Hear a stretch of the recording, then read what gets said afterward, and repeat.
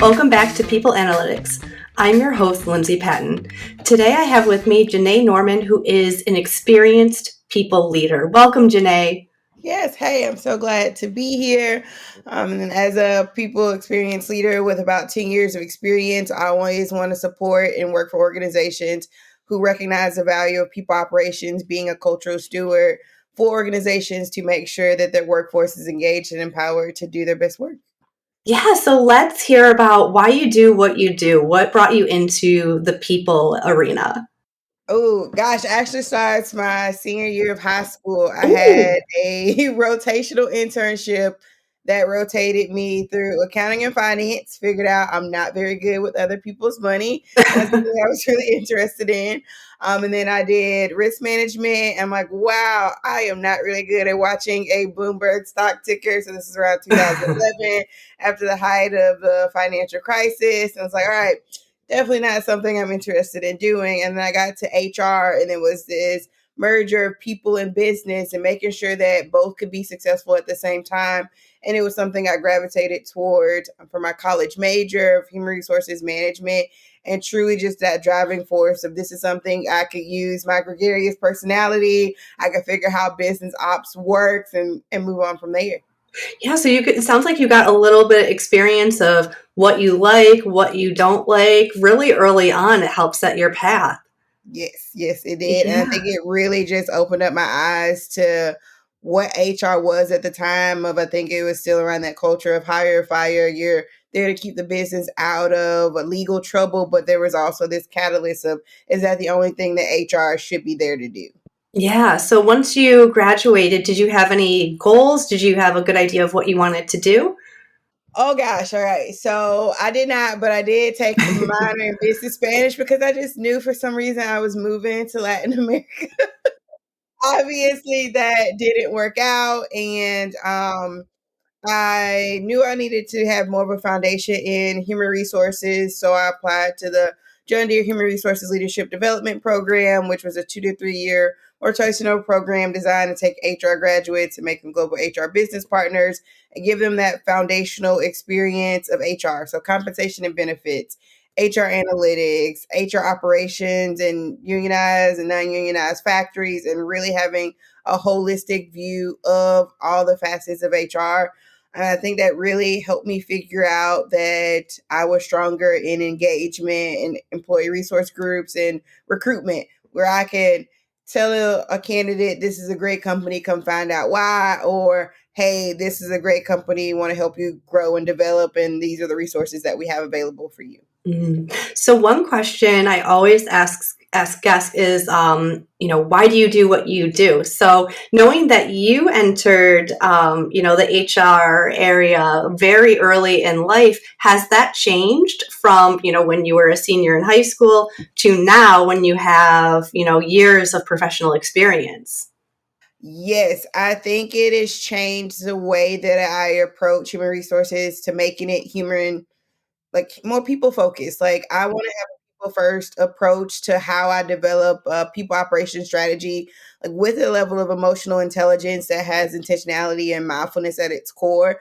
I think it's so important to consider myself a people's champ and a conduit to someone's success, and helping them purposely work and grow through growth experiences or coaching and development to really create those inclusive workspaces, because I think we've realized that people operations is no longer just, hey, here's your career path. You're on it for 40 Mhm. years.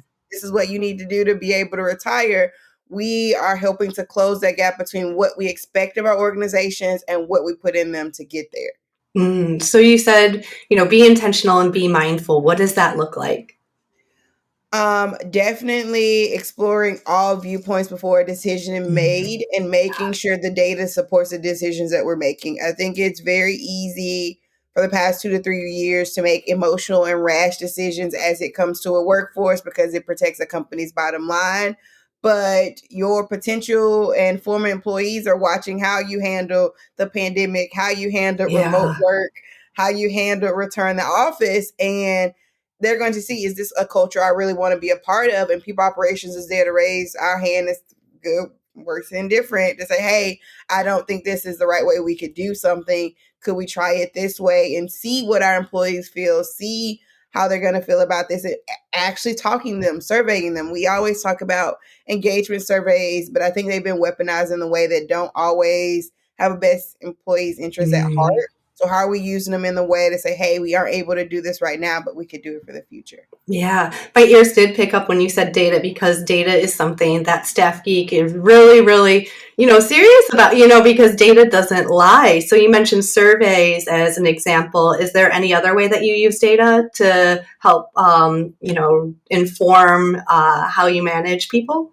Yes. So it is also about attrition rates. I think, especially being in the tech space for the last 4 or 5 years, it's very easy to say, hey, we have all this new talent coming in. This talent is super diverse. They're so excited to be here.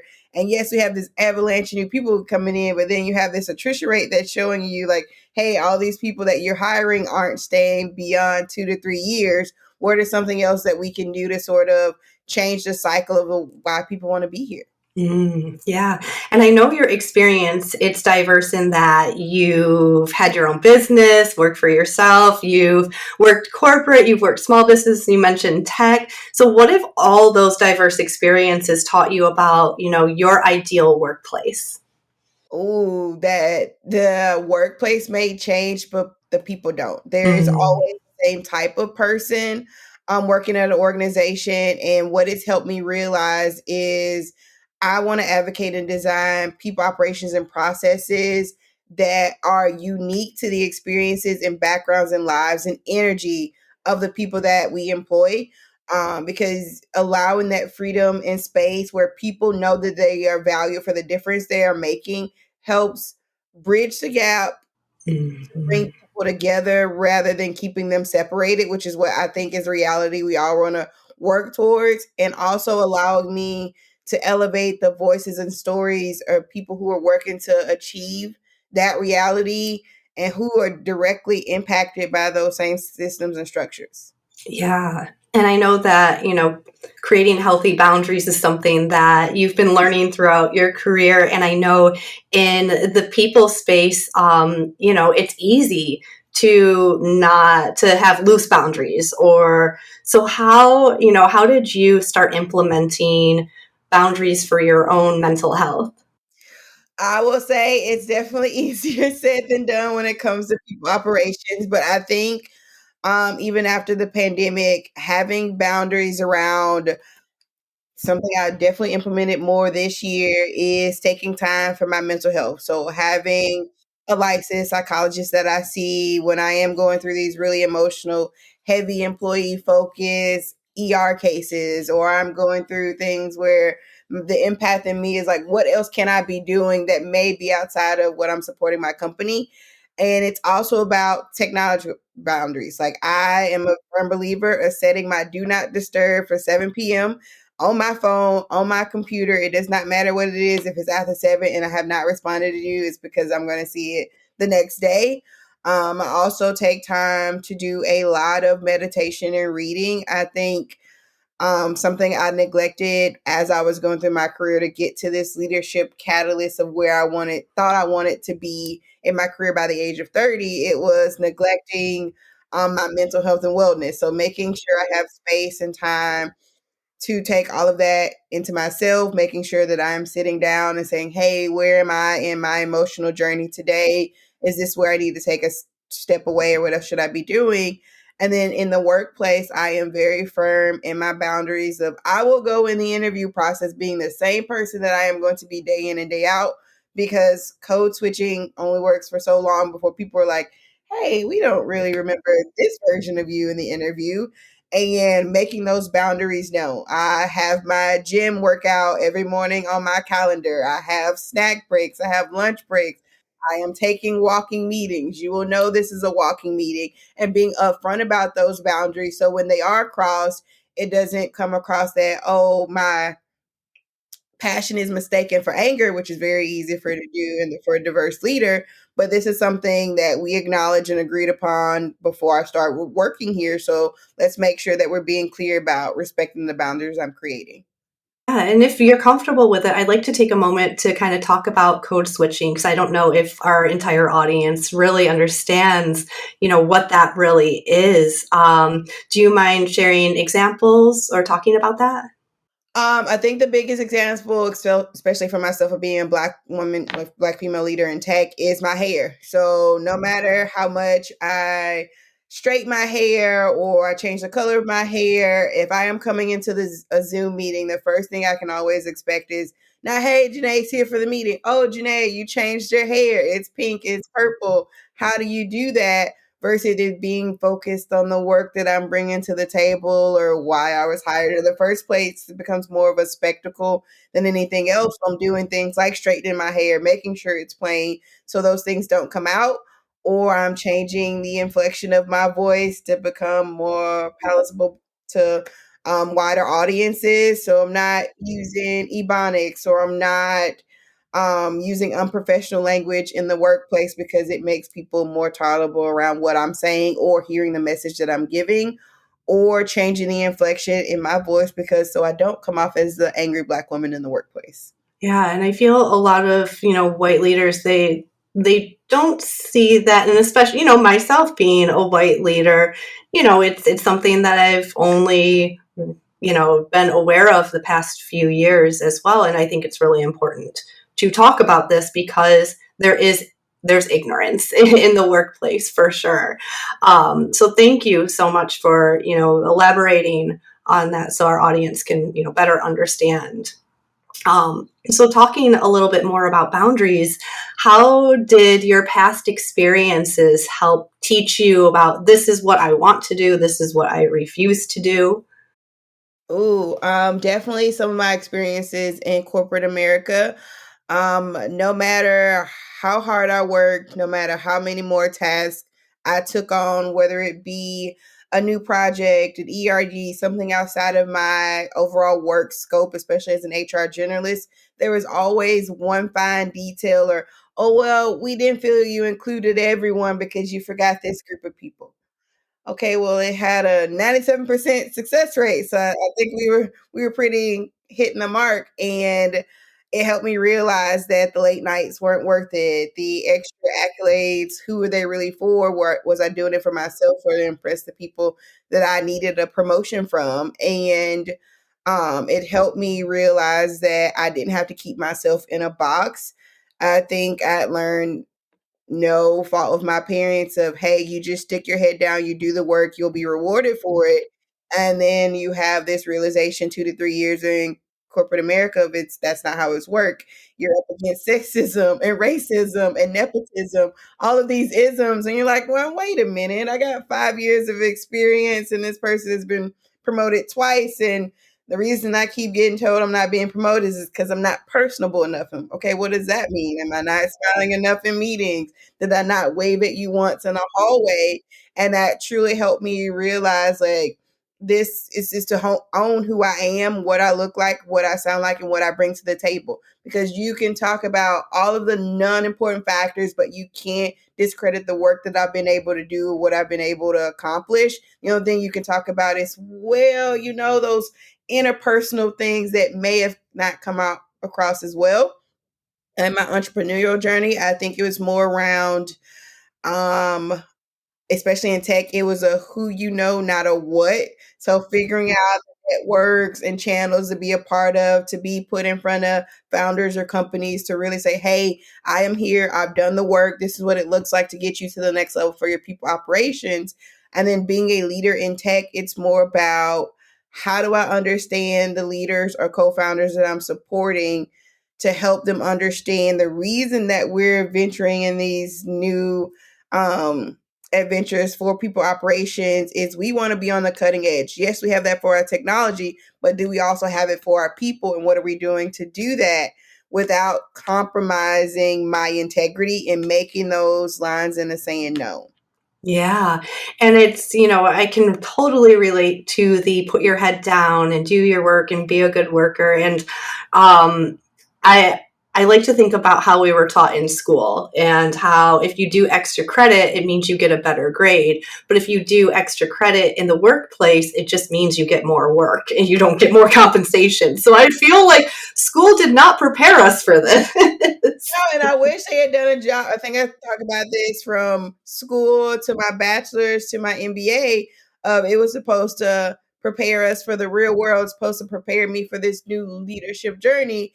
And the year I graduated with my MBA, the pandemic hit. And I'm like, Oh well, so boy. all 3 years of this information I've learned is sort of obsolete in the way that you think about, well, how do we handle remote work? How do we handle health insurance practices? And it's how do you learn beyond the formal education outside of just knowing people in your network, what other people are doing, because it was a new sort of adventure for everyone.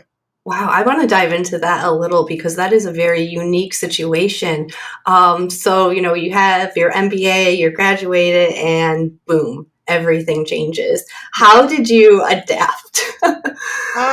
Okay. I might have screamed into the void at some Right. As being you do. I was like, you have got to be kidding me. Because it was also from a personal perspective, 2020 was the year I got my MBA, and it's also supposed to be the year I was marrying my husband. So on top of Oh, dealing with wow. career trajectory, it was also like the whole world of what I expected the year Oh 20 my goodness. imploded on itself. So I will say I screamed into a void in about 2 to 3 weeks. And then it was joining every HR resource group or Slack Mhm. channel hashtag that I could be a part of to really see how other companies handling it, good, bad, or indifferent, and what have they learned from it so far, and what feedback are they getting from their employees. So it was a lot of reading, spending time online, a lot of Zoom happy hours. I think we look back on that and say, huh, we probably should have been breaking more bread.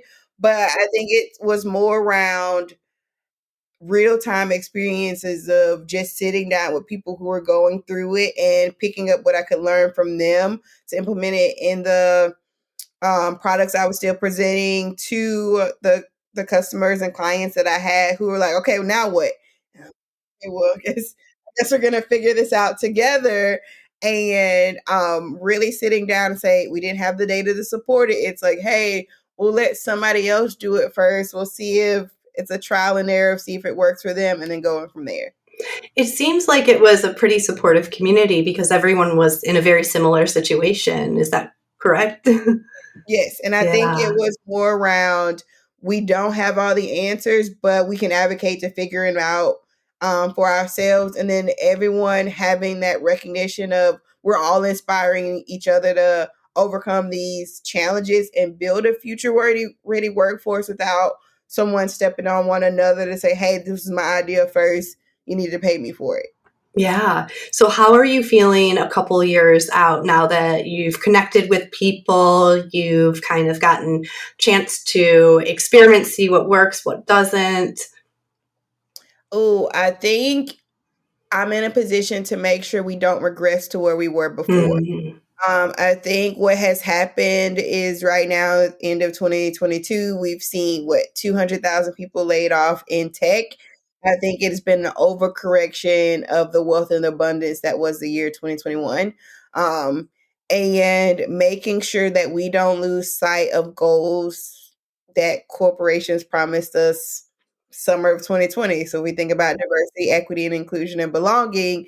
It's not only making sure that people are counted, do they feel counted? And I think we've regressed in the sense that, hey, yeah, like, well, we did all these hirings for diversity, equity, and inclusion. Those are the first sort of teams or recruitment teams that are being disbanded rather than saying, hey, how can we make sure we're doubling down on the commitments that we've made and it doesn't get lost in translation? But right now, I think a lot of companies are focused on that bottom line, good, bad, or indifference, and we're losing sight of the ground that we were able to cover and make up for the past couple of years, and making sure that the diverse workforce doesn't lose sight of this is just a bump in the road. So what can we be doing to make sure we're coming better for 2023? Yeah, and I feel like, the optics of it all, it kind of, put organizations to attest to? Like, is this truly what you believe, or is it just you trying to get clout? So let's talk about optics within an organization, because I know that you've got some feelings about it. I think it's more around making sure we don't become obsessed with the idea of tokenism in the workplace. I have turned down job opportunities. I've left interview processes because I've asked the question, how do I make sure that I am not the first and only diverse leader in your organization? It's, well, you won't be, but we're really working on it. Oh, we got people over here. And it's like, well, no, that wasn't the question I was asking you. Are you making sure that you're advocating for me, not only as a diverse leader externally, but internally as well? You know what I'm going to be up against. You know what it's going to look like, sound like, and feel like. So if I come to you and I tell you, hey, somebody has a weaponized incompetence when it comes to the ideas that I'm sharing or the moves that I want to make that are for the betterment of the employee, and I am telling you why they are, and you come back and say, well, they just said they just didn't really vibe with it. Okay, that's fine, but I think we acknowledged this before I came into the organization of what this was going to look like. So what are you going to do to advocate on my behalf? Well, we haven't figured out that part yet, but how can we make sure that both sides play fairly? Okay, well, what does fair look like to you? Mm. Yeah, definitely. So, how to, one thing that you discussed is how to identify optics in an organization. So, what are the things that you look for? You mentioned in the interview process, there's usually like a red flag that, you know. Ooh. We're gonna interview red flags. I think definitely checking the leadership page. So is there someone that looks like me that is already on the leadership team? If I am doing my research across Crunchbase or LinkedIn and I'm searching diversity, equity, and inclusion strategies or policies or statements, what's coming up? If I'm also in the interview process, I also um like to make sure that I'm asking questions that are relevant to what I want to get answered. So, what do other people think of your management style? Because I don't want to be micromanaged. I don't want to be yelled at. I don't want to be screamed at. So, what do other people perceive your management? Not you, because you may have a totally different perception about how you think you manage people. And then, if you interview all of the diverse leaders or employees at your organization, what would they say about the diversity and inclusion strategies that you've already implemented? And final question I always like to ask is, how am I going to be best supported in this role for my professional development? And the answer to those questions usually tell me where companies are investing their money, where their focus is as I'm being hired for this position, and what they think success looks like in the role. Outside of the monetary equations of, this is just good for our bottom line. Okay, we've moved beyond that business case. Where is the authentic respect for my capabilities and experience that I'm bringing to the table? Absolutely. And so, what, in your opinion, are some ways that organizations really need to step up in this area? I think being transparent about the data of their employees at an organization, being transparent about salary. I think not every state that Yeah. has a new transparency salary law, I'm like, thank you, because Right. close the gap not only for minorities across the workspace but women as well, because if I can tell that, hey, you're going to be paying me the same as another white male leader in your organization, I could feel more comfortable of at least the scales are equitable in that sense. So what else can we be doing to make sure they are balanced, and making sure that you're not being performative in your diversity strategies as it relates to working parents and mothers. Like you've talked about remote work. Remote work was the way of the future 2 years ago. Why are we now saying people need to return to the office 4 to 5 days a week if remote work has worked perfectly fine for the past 2 to 3 years? And having strategies that relate to benefits programs that make it equitable and fair for everyone. Like we've had this big push for parental leave policies, but what does it look like for employees who don't want to have children? Is there pet leave policies? Is there friendship policies? How are people creating families in their own way outside of the traditional ways that we've seen in the past? And then finally, making sure that we don't have cultures that are strictly focused around vices. I think the biggest way is Zoom alcohols, like at happy hours, or hey, what are you drinking? Or going to the bar after work. So how can we create new things that don't tie people to a vice? And we're cooking or we're meditating or we're doing yoga of new healthy ways for people to be involved and having fun at work. Yeah, and when we first connected, one thing that you brought up was the aspect of trailblazing and how, companies they hold up, the first.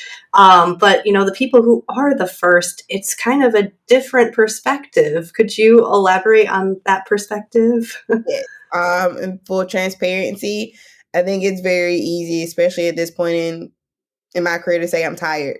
It's very I need to keep the door open for the people behind me, but it's very difficult to go to a new workplace or a new company and start over every time and say the quiet part out loud and be reprimanded for it or told that, hey, it's not really how we wanted to say it. We're going to get to it eventually. But making sure that I'm taking time to heal from that trauma of being a trailblazer to truly be able to move forward for the betterment of the people who are going to come behind me. But I will say it hasn't been an easy journey. And I know if I wasn't doing it, there'd be other people, but I know my voice matters in this space. And what I'm doing is looked at as being important to people who want to get to where I am right now. Yeah, I can imagine there is a spotlight, and you feel like everybody is looking at you when you're in that position. That has to be, yeah, like tired. Yeah, I can totally see how that's tiring. Yes. I mean, it's Yeah, very easy to say, oh, we are so glad that you're a cultural innovator and a pioneer in this space, and yeah, you deserve this recognition. And we can't wait to have you on the team. And then 6 months later, it's okay, yeah, I know we said all those things in the interview process, but some of it is really coming across aggressive. Oh, yeah, okay. yeah. There's Oh, that word. We talked about that yeah. word. Is it aggressive because of the passion that I have around the topic of what I'm doing, or being perceived as aggressive because I'm a Black woman in this space and I'm speaking my truth? And it's very hard not to get wrapped up in it personally, but knowing that how you perceive me is not actually what I am and moving forward from there. Mhm. Yeah, recognizing, you've had a lot of challenges in your career. I am just so happy for the place that you are right now, where you have those boundaries. You're saying, no, I'm not going to stand for this. And you're really creating a space for yourself where, your mental health and even physical health is prioritized. I'm really happy for you about that. Thank you. Thank you. That makes Yeah. You know what? That makes me feel good to hear.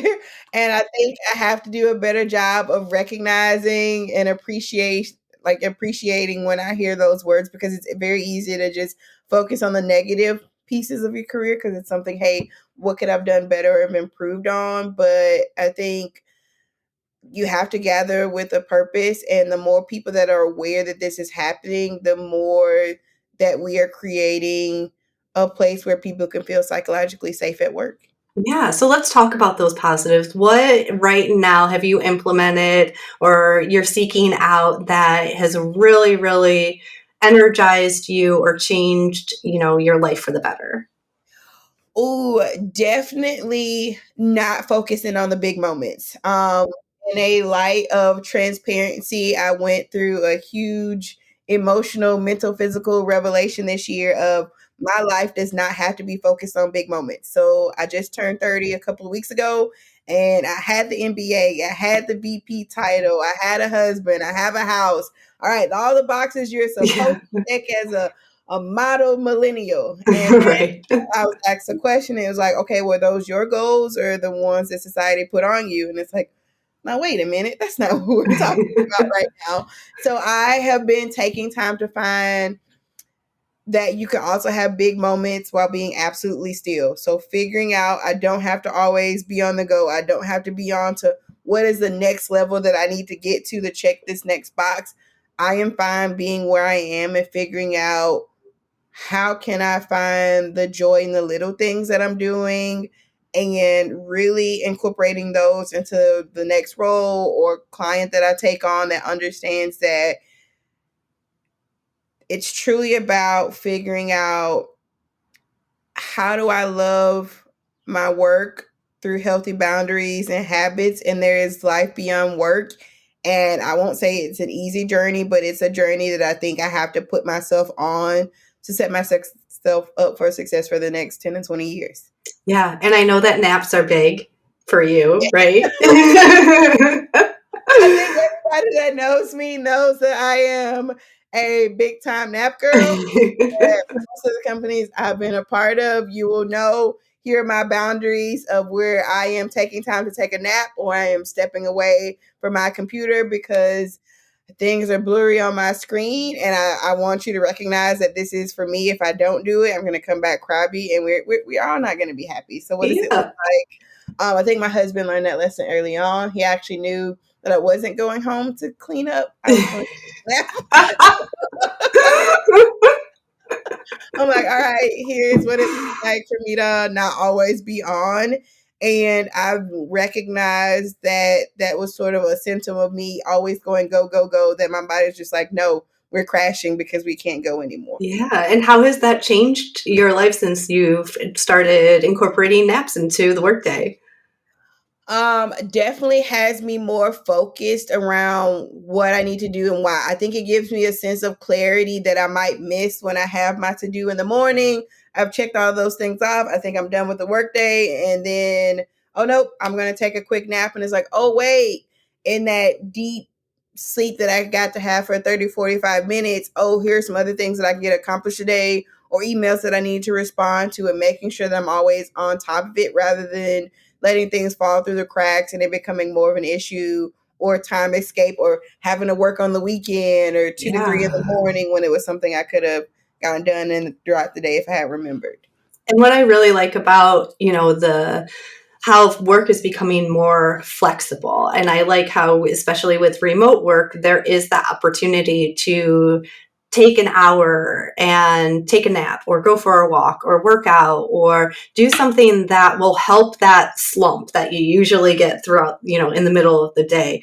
And I think as humans, we're very fluid. And so, we have those moments where it's like, oh yeah, we're productive. And then we have those moments where it's like, oh, I just feel like I don't have any energy. And so it's like to be expected to have the same kind of productivity 9 to 5 every single day. I think that's a little asking too much. It is. And I think we also have to figure out how to be persistent and a positive influence on helping people shed that guilt of if I'm not doing anything, then I'm lazy. Well, no, if you're not doing anything, you're giving your body opportune time to recuperate. You're giving your brain time to reset. You're giving your mind time to be still rather than okay, let me think about what I need to do next. When you're not actually resting, you're taking on that guilt of around like, okay, well, what else should I be doing besides sitting here watching TV when that's all you need to Yeah. be doing in that moment. Yeah. Cheers to rest. Cheers to Yes. naps. I will always say that. Listen, when I'm in Belize, I was like, all right, I definitely know I have to go back home. But it was, I think, in those moments of being able to be completely still and just listen to the ocean, was like, this is what I needed to be doing. And how can I make sure that I'm not only celebrating in these moments of those things, but making sure that I'm finding ways to incorporate that when I get back to America or I'm back in the day to day. Hey, did we go grocery shopping? Hey, did we send out this engagement survey of figuring out when are the times to make sure I'm taking moments for myself to regroup? Yeah. And JaNaye, this has been a great conversation. I thank you so much for your transparency. I know that some of the topics were very, emotionally taxing. And so I so appreciate you, being able to give perspective to our audience. Thank you so, so much for that. And so before we part, is there anything that you would like to add or think that we missed during our conversation? Um, Ooh, this is I think being intentional about self-care Mm, is how we set ourselves up for success, and figuring out what you need to unplug from is how you truly can make sure you're making self for yourself, not only in your personal life, but your professional life as well. amazing. And so if people want to connect with you, what's the best way to do so? Please feel free to reach out to me on LinkedIn. I'm currently updating my business website and I can share that with you soon. Amazing. Well, if you or anyone you know is like JaNaye who wants to create a better workplace for all, email me, lindsay@staffgeek.com. Thank you for listening. Thank you for listening to Staff Geek's People Analytics Podcast. I'm your host, Lindsay Patton, and I'm always looking to interview leaders who put people first. If you or someone you know lead with a people-first mindset, please email me at lindsay@staffgeek.com. That's LINDSAY@staffgeek.com. If you want to take things a step deeper and understand your organization's true culture DNA, I encourage you to take Staff Geek's free culture assessment. Just head to staffgeek.com and click the button that says Free Culture Assessment. Thanks again for listening.